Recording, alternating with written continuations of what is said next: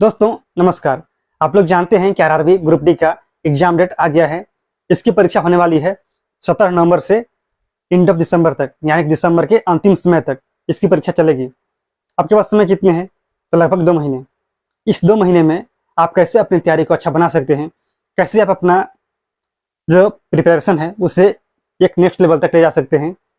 आपको उसके लिए करना होगा कुछ काम क्या है? तो सबसे पहले आप जानते हैं कि आप किसी भी एग्जाम की तैयारी करते हैं तो आपको उसके एग्जाम पैटर्न को समझना होता है, यानी कि उस परीक्षा में किस सब्जेक्ट से प्रश्न पूछे जाएंगे, कितने समय मिलेंगे, कितना मार्क्स का एग्जाम होता है, कितनी नेगेटिव मार्किंग होती है, ये सब आपको जानना होता है। उसके बाद उसके सिलेबस को आपको अच्छे से रीड करना होगा कि सिलेबस के अंदर कौन कौन से टॉपिक्स को इंक्लूड किया गया है। जैसे मान लीजिए अगर मैथ्स है तो मैथ्स में आपको किस किस टॉपिक को पढ़ना है और किसको छोड़ना है।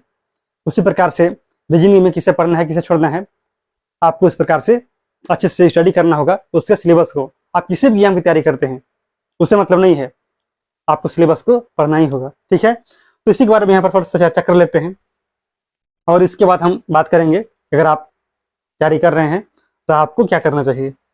यहाँ पर देखिए, यह है इसका एग्जाम पैटर्न, यानी कि आपसे यहाँ पर 4 पोर्शन होते हैं जो जिससे प्रश्न पूछे जाते हैं, जैसे कि गणित, रीजनिंग, सामान्य विज्ञान और सामान्य ज्ञान। ये चारों होते हैं। गणित से 25 प्रश्न होंगे, रीजनिंग से 30, सामान्य विज्ञान से 25 और सामान्य ज्ञान से 20। टोटल होते हैं 100, यानी कि 100 प्रश्न होते हैं। आपको जो फुल मार्क्स है वह है आपका 100, यानी कि आपका एक प्रश्न होगा 1 अंक का। सिंपल है।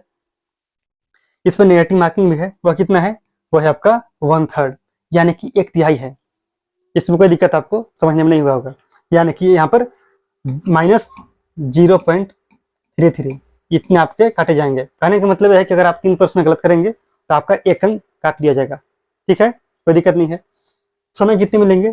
आपको समय मिलेंगे 90 मिनट, यानी कि 1.5 घंटा। आपको 1.5 घंटे में इतने प्रश्नों को सॉल्व करना होता है। आप इतने जानते होंगे, इसमें कोई बड़ी बात नहीं है। इसका सिलेबस क्या है? ये आपका मैथ्स का है।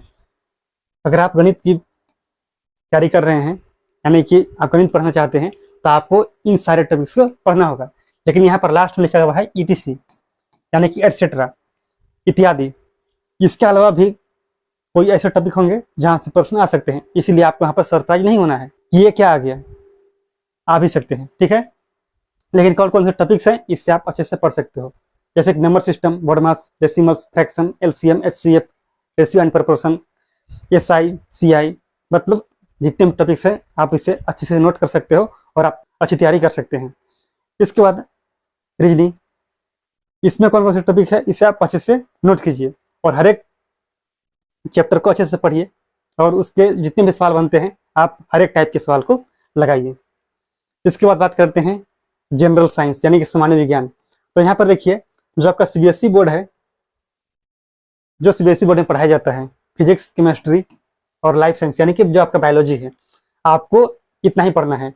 वो भी आपका 10th लेवल का, उससे ज़्यादा नहीं। यहाँ पर लिखा हुआ है 10th स्टैंडर्ड लेवल। अगर आप 10th तक की साइंस को पढ़ लेते हैं अच्छे से तो आप आराम से सारे प्रश्नों को सॉल्व कर सकते हैं। 1-2 प्रश्न होंगे जो आपको परेशान करेंगे, लेकिन आप बाकी प्रश्नों को बना सकते हैं। इसके बाद है सामान्य जानकारी, यानी कि general awareness on current affairs. आपको करंट अफेयर्स तो पढ़ना ही होगा, इसमें कोई डाउट नहीं है।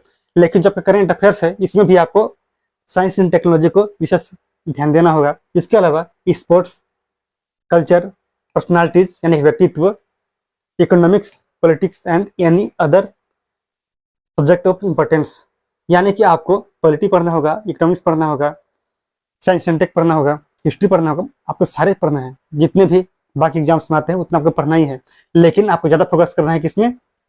Current affairs. किस टॉपिक पर? तो आपका science and technology, sports, culture, ये सब जो टॉपिक है इस पर आपके करंट वाले क्वेश्चन पूछे जाएंगे। इसकी संभावना ज़्यादा है, क्यों? क्योंकि यहाँ पर वही लिखा गया है। तो आप देख लीजिए कि आप कैसे इसकी तैयारी कर रहे हैं और कैसे करेंगे। अगर आपको सामान्य ज्ञान की तैयारी करना है तो आप यहाँ पर देखिए, इस चैनल पे हम लोग तैयारी कर रहे हैं। अगर आपने अभी तक तैयारी शुरू नहीं किया है तो आप आइए यहाँ पे और सामान्य ज्ञान की प्रैक्टिस कीजिए। ठीक है, आप यहाँ पर देख सकते हैं किस प्रकार से प्रैक्टिस किया जा रहा है। भले यहाँ पर लिखा हुआ है MTS, लेकिन ये आपके ग्रुप डी एग्जाम के लिए भी बेनिफिशियल है, क्योंकि यहाँ पर हम इसके बाद ग्रुप डी और एमटीएस की जो तैयारी है साथ में कर रहे हैं, आप देख सकते हो। तो इसीलिए समय कम है तो समय का सदुपयोग किया जाए और अपनी सिलेक्शन को भी सुनिश्चित किया जाए।